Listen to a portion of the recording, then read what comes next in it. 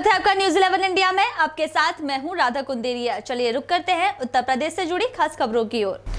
मथुरा में कांग्रेस पार्टी द्वारा महंगाई का विरोध करते हुए धरना प्रदर्शन किया गया, जिसमें भाजपा की केंद्र सरकार द्वारा पेट्रोल, डीजल एवं घरेलू गैस सिलेंडरों के मूल्य में बेतहाशा वृद्धि और आसमान छूती महंगाई के विरोध में विकास बाजार स्थित राष्ट्रपिता महात्मा गांधी की प्रतिमा के नीचे धरना दिया एवं धरने के उपरांत विकास बाजार से होली गेट चौराहे तक बिना पेट्रोल का टेम्पो खींचा और भैंसा बुग्गी चलाकर मोदी सरकार के खिलाफ विरोध प्रकट किया। महानगर अध्यक्ष उमेश शर्मा ने बताया कि भाजपा की मोदी सरकार की जन विरोधी नीतियों के कारण देश में पेट्रोल, डीजल एवं घरेलू गैस सिलेंडरों की निरंतर बढ़ती कीमतों से जनता का हाल बेहाल है। पेट्रोल, डीजल की महंगाई के कारण खाद्य पदार्थों की कीमतों में भी अचानक उछाल आ गया है, जिससे आम जनता के घर का बजट बिगड़ गया है। आम आदमी भाजपा को वोट देकर अपने आप को ठगा सा महसूस कर रहा है। मोदी सरकार आम आदमी पर महंगाई का कहर ढा रही है। किसान आज ट्रैक्टर की जगह बैलों से खेत जोतने को मजबूर है। जो डीजल, पेट्रोल और घरेलू गैस पर जो इन्होंने मूल्य वृद्धि की है, हम विरोध करते हैं कि वो सभी मूल्य वृद्धियां वापस ली जाएं, क्योंकि भारत जो डीजल, पेट्रोल अन्य देशों को बेचता है, बांग्लादेश और नेपाल को, नेपाल में 70 रुपये बिक रहा है और बांग्लादेश में 61 रुपये बिक रहा है और हमारे देश में 91 और 81 रुपये बिक रहा है। धिक्कार है मोदी सरकार को कि वो दूसरों को जब तेल बेच रहे हैं तो उन देशों में सस्ता बिक रहा है और जहां प्रचंड बहुमत इस मोदी सरकार को मिला और उस देश की जनता को यातना देने के लिए यह पेट्रोल, डीजल और गैस की मूल्य वृद्धि बेतहाशा बढ़ी हुई है। मैं कहना चाहूँगा आपके चैनल के माध्यम से, अगर ये मूल्य वृद्धियाँ वापस नहीं ली तो कांग्रेस पार्टी ईंट से ईंट बजा देगी और पूरे देश को जाम करके इन मूल्य वृद्धियों को वापस कराने के लिए संकल्पित हैं। बुलंदशहर के सिकंदराबाद कोतवाली क्षेत्र के गांव में 3 दबंगों ने एक महिला को उस वक्त अपनी हवस का शिकार बना लिया जब पीड़िता घर में अकेली थी। गैंगरेप की वारदात को अंजाम देकर आरोपी फरार हो गए, जबकि पीड़िता ने अपने पिता के साथ कोतवाली पहुंचकर पुलिस से मदद की गुहार लगाई। घटना के वक्त पीड़िता के पिता सहित परिवार के सभी सदस्य शादी में शिरकत करने गए थे और इसी दौरान तीनों आरोपियों ने पीड़िता से बारी बारी से रेप की वारदात को अंजाम दिया। फिलहाल पीड़ित परिवार की तहरीर पर सिकंदराबाद पुलिस ने आरोपियों के खिलाफ मामला दर्ज कर लिया है और पीड़िता को मेडिकल के लिए भिजवा दिया गया है। सीओ सिकंदराबाद नम्रता श्रीवास्तव ने बताया कि पीड़िता के बयान दर्ज किए जा रहे हैं, जबकि आरोपियों की गिरफ्तारी के लिए पुलिस की टीमें दबिश दे रही हैं। अच्छा, कोतवाली किस लिए आई हो? क्या हुआ था तुम्हारे साथ? तीनों ने करा था। क्या किया था? गंदा का। कैसे, क्या हुआ था? रुपट्टा फंसा दिया मेरे मुंह में जब करा था। 3 लोगों ने गंदा काम किया? हाँ। तो पुलिस को बता दिया तुमने? बता दिया पुलिस को भी हमने। मथुरा के शहर थाना कोतवाली के वाल्मीकि बस्ती में पुरानी रंजिश को लेकर 2 पक्षों में हुए झगड़े में उपचार के दौरान एक व्यक्ति की मौत हो गई, जिस पर परिजनों ने हंगामा कर दिया। झगड़े की आशंका को देखते हुए पुलिस बल तैनात कर दिया गया है। आपको बता दें कि थाना कोतवाली के वाल्मीकि बस्ती चुराना मोहल्ले में 2 दिन पूर्व पुरानी रंजिश के चलते जानवरों को लेकर 2 पक्ष आपस में भिड़ गए, जिसमें संजय को गंभीर चोट आई। सूचना पर पहुंची इलाका पुलिस ने घायल को मथुरा के जिला अस्पताल में भर्ती कराया था। हालत गंभीर होने पर संजय को दिल्ली रेफर कर दिया। देर शाम उपचार के दौरान संजय की मौत हो गई। मौत की सूचना पर परिजनों में शोक की लहर दौड़ गई और सबके आने की इंतजार करने लगे। देर शाम घर पर पहुंचे सबको देख परिजनों ने बिला कोटे पर रोड पर जाम लगाने की कोशिश की। सूचना पर पहुंची इलाका पुलिस ने स्थिति पर काबू पाया और झगड़े की आशंका को देखते हुए भारी पुलिस बल तैनात कर दिया।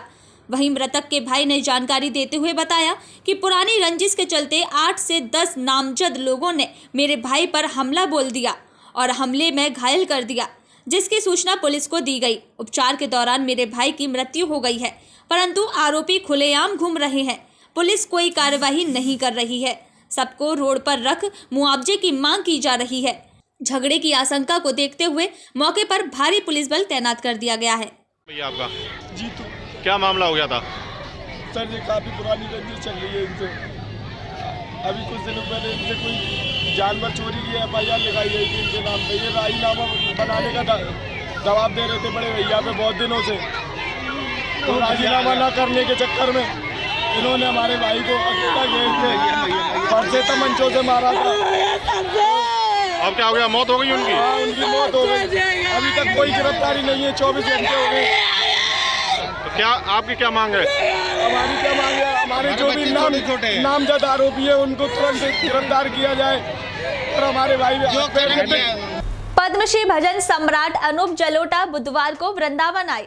रमणरेती मार्ग स्थित वृंदावन शोध संस्थान में आयोजित 2 दिवसीय सूरदास महोत्सव में भजन प्रस्तुतियां दी और पत्रकारों से भी मुखातिब हुए। इस दौरान उन्होंने इस महोत्सव की प्रशंसा और उसके आयोजकों को बधाई दी। वहीं इस 2 दिवसीय महोत्सव को उत्तर प्रदेश के लिए वरदान भी बताया। पूर्व एवं वर्तमान भजन गायकी के सवाल पर उन्होंने कहा कि वर्तमान गायकी लोगों के हृदय में स्थान नहीं बना पाती है।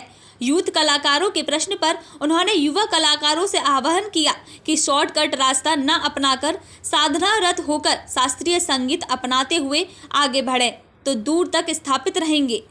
सूरदास समारोह बहुत ही एक प्रतिष्ठित स्थापना है और इसके लिए सुश्री गीतांजलि जी पूरा बागडोर संभालती हैं। 2 दिन का ये महोत्सव उत्तर प्रदेश के लिए एक वरदान है, क्योंकि लोगों को वो संगीत सुनने को मिलता है, वो नृत्य देखने को मिलता है जो हमारे देश की धरोहर है, जो हमारे देश का सच्चा और आध्यात्मिक संगीत है और नृत्य है। तो मैं इसके आयोजकों को बधाई देता हूँ।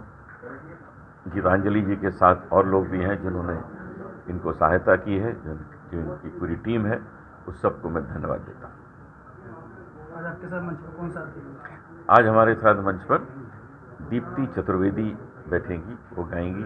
ये बहुत अच्छा गाती हैं। इनके साथ अभी हमने एक वीडियो सॉन्ग तैयार किया है जिसका टाइटल है मैं कान्हा के अधरों पर। जिन्होंने गाया है, मैंने भी गाया है। वीडियो बहुत ही सुंदर बना है। और अभी जो हमने वो एल्बम जो रिलीज़ किया मैंने और मधुकर जी ने, तो मैं चाहूँगा कि मधुकर जी भी मेरे साथ वो एक गीत प्रस्तुत करें मंच पर। यहाँ के बहुत अच्छे गायक हैं, अब बम्बई रहते हैं।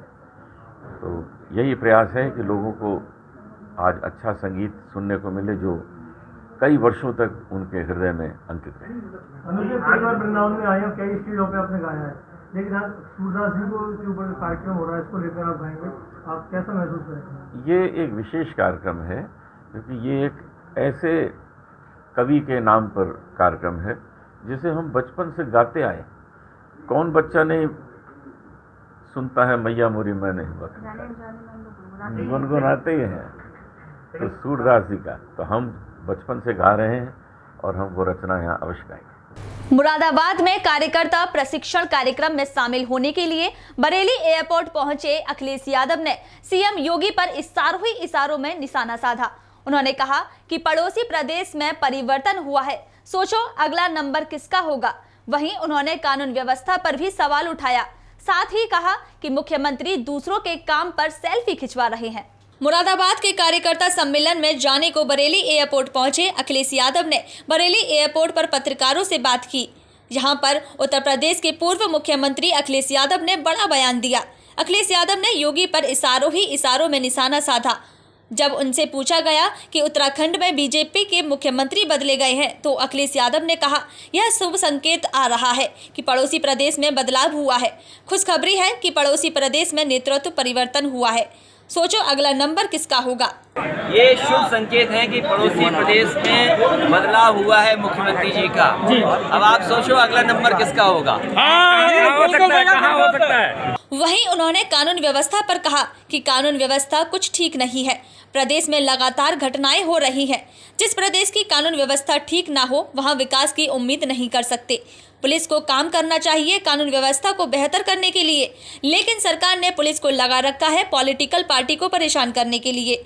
जो सच्चे ईमानदार अधिकारी हैं उन्हें काम करने की छूट नहीं मिलेगी तो आप कैसे उम्मीद कर सकते हैं कि कानून व्यवस्था ठीक हो जाए। पुलिस को काम करना चाहिए कानून व्यवस्था को बेहतर करने के लिए, लेकिन सरकार ने पुलिस को लगा रखा है कि पॉलिटिकल पार्टीज को परेशान करें। और जो सच्चे ईमानदार अधिकारी हैं, जब उन्हें मौका नहीं मिलेगा काम करने का, सच्चे ईमानदारी अधिकारियों को अगर खुली छूट नहीं मिलेगी काम करने को, तो आप कैसे उम्मीद करोगे कानून व्यवस्था ठीक हो जाए। उत्तराखंड में वहीं सपा सुप्रीमो ने सीएम योगी पर निशाना साधते हुए कहा कि मुख्यमंत्री जी दूसरों के काम पर अपनी सेल्फी खिंचवा रहे हैं। इससे खराब बात क्या हो सकती है कि मुख्यमंत्री जी ने अपना काम पूरा नहीं किया, लेकिन अपना काम नहीं दिखा पाए तो दूसरों के काम पर सेल्फी खिंचवा रही है। पॉलिटिकल लोगों के पीछे पुलिस लगाई हुई है जी, ईमानदार अधिकारियों को घर बैठाया हुआ है, तो कैसे उम्मीद करोगे कि कानून व्यवस्था उत्तर प्रदेश की बेहतर हो जाए। और मुख्यमंत्री जी दूसरे के कामों पर अपनी सेल्फी खिंचवा रहे हैं। इससे खराब बात क्या हो सकती है कि मुख्यमंत्री जी ने अपना काम पूरा नहीं किया जी, अपना काम का नहीं दिखा पा रहे हैं, तो दूसरों के काम के साथ अपनी सेल्फी खिंचवा रहे हैं। एक कदम आगे जा रहे हैं, उद्घाटन का उद्घाटन, शिलान्यास का शिलान्यास, MOU के MOU और दूसरे के काम पर सेल्फी। बरेली हवाई अड्डे पे क्या कहेंगे? ये आपको बेहतर बताना चाहिए कि लैंड एक्विजिशन के लिए पैसा किसने दिया। बजट समाजवादी सरकार ने दिया, शुरुआत उस समय हुई। तो आज खुशी इस बात की कि जनता को एक एयरपोर्ट मिला है, लेकिन इसके साथ साथ भारतीय जनता पार्टी को कम से कम अपना काम करके दिखाना चाहिए कि दूसरे के काम को भी इतना डिले करा। ये काम 2 साल पहले शुरू हो सकता था। अब आप देखिए मुरादाबाद का अभी तक पड़ा हुआ है हवाई पट्टी, नेताजी ने बनवाई, आगे बढ़ाया उसको, आज तक पूरी नहीं हुई। ये कम से कम बीजेपी वाले बताएं कि कौन सी हवाई पट्टी जो उन्होंने खुद बनाई और खुद हवाई जहाज उतार दिया हो। ये दूसरों के काम भी लेट पूरे करके अपना नाम। उत्तर प्रदेश की खबरों में अभी के लिए बस इतना ही। मुझे दीजिए इजाजत, फिर मिलेंगे नई खबरों के साथ। देखते रहिए News 11 इंडिया। नमस्कार।